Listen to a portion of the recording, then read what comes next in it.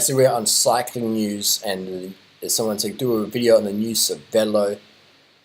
Cervelo tears up the rule books. It sounds like an advert from cycling news Cervelo. So with me, there's no adverts here.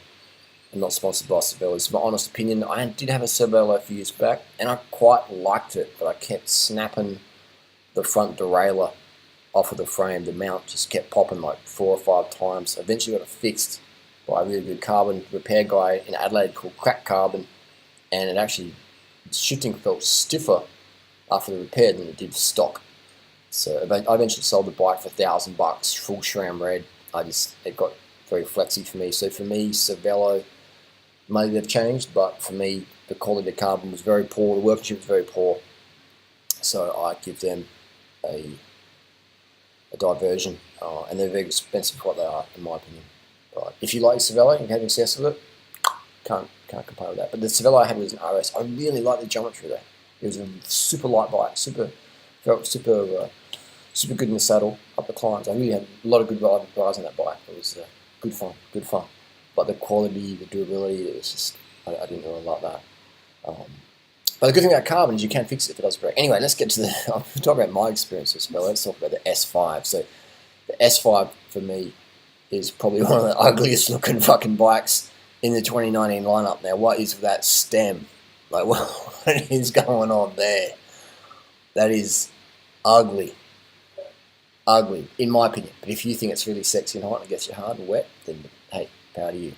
For me, this looks like a high maintenance bike. What they've done by throwing away the rule book is they've got 4 different forks for different sizes. So in 2 or 3 years' time, let's say you're riding along and a dog runs out and you crash your Cervelo S5 2019 model, and you've broken it. You've broken the fork.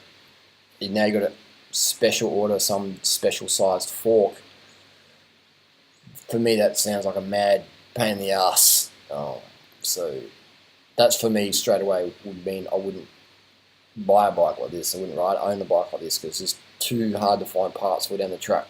And also what's with this handlebar setup? Can you put a standard handlebar on there, or are you locked in for this special thing? Now I've got bikes where I'm locked in, like I do have the S-Works Epic, and you're locked into that rear shock, which is a bit of a disappointment because that rear shock is, in my opinion, a pretty crappy design these days. So if I had my time again, I'd get something different, maybe a Trek soft tail, like what's it called, the Pro Caliber or whatever it is, or just get a hardtail. These days I'm getting more and more inclined for bikes that are more durable. I've got less things to fuck up on. So for me, this is also your average Cervelo customer, overweight, enjoys riding bikes, has a lot of money in the bank. It's a fat banker bike, and hey, I'm all for people being on bikes. So if you're a fat banker and you're buying Cervelo, I'm still going to say, g'day mate, I'll see you out on the road. But this is where it's aimed at. It's a sort of gimmicky bike, in my opinion, aimed at the fat bankers, things like that. So this colour, I like this colour. That's a nice seated colour. Will it fade? I'm not sure. And are they all disc brake bikes now? Are they all disc? If I was going to buy a Cervelo, I would get an R series, lightweight stuff. See, the comments are shit ugly, blah blah blah blah.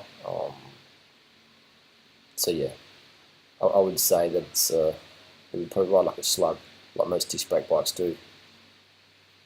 If you're going for that pure super climbing, I mean, I'll take that back.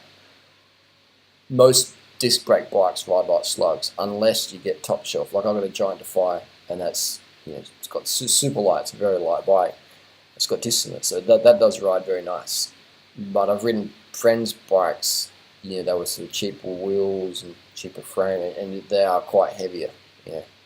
So for a road bike, I do like the lightweight, nimble stuff. So you're going to get discs, then I'd recommend spend money so you get a super light disc brake bike. Otherwise, stick with calipers. So anyway, that's the review of the, for me, the S5, ugly, hard to get parts all down the track. What if you're on holiday? Here in Thailand, if I break my Giant fork, I can go to a Giant deal and buy a new fork. Dog runs out, cracks my fork, I can go buy a new one today. If I'm riding my Cervelo S5, crack the handlebars and transit, or do something to the fork in front of the dog, what's going on there. So again, it depends on the person. I understand not everyone lives my lifestyle. But I do like pragmatic bikes, and for me, this new Cervelo doesn't look very pragmatic. If you're dead set on a Cervelo, then in my opinion, stick with the R series. Stick with the R series.